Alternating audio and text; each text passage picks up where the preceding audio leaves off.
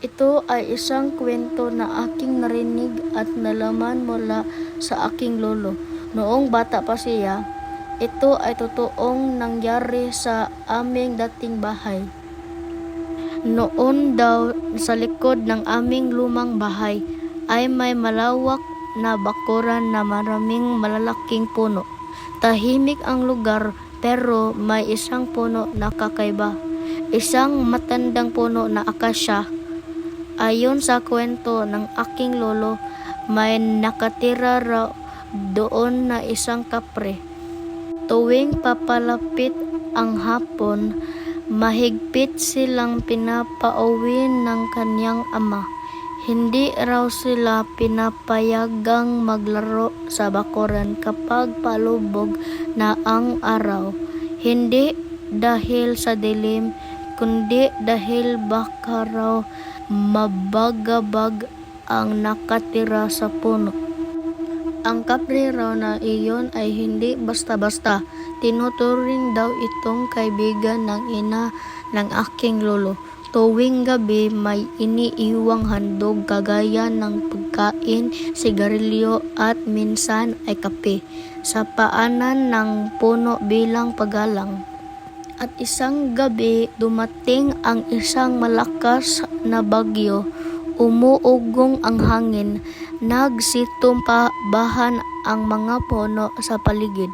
Akala ng lahat mawawasak ang kanilang bahay. Ngunit kinaumagahan isang bagay ang hindi nila makalimutan.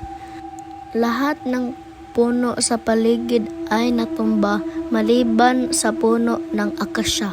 Tayo pa rin ito matibay, parang may nagbabantay.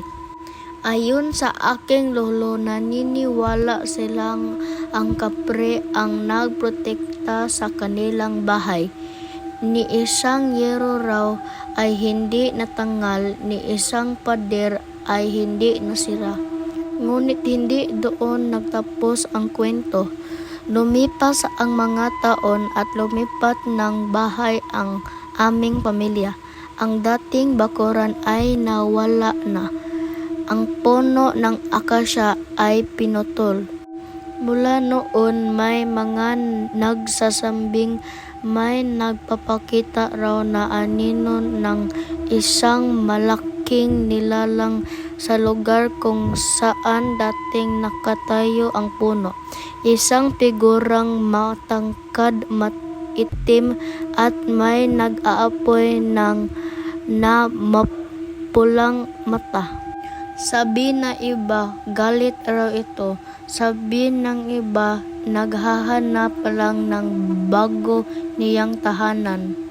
Hanggang ngayon, hindi pa rin malinaw kung umalis ba ang kapre o kung nandoon pa rin siya, nagmamasid, naghihintay.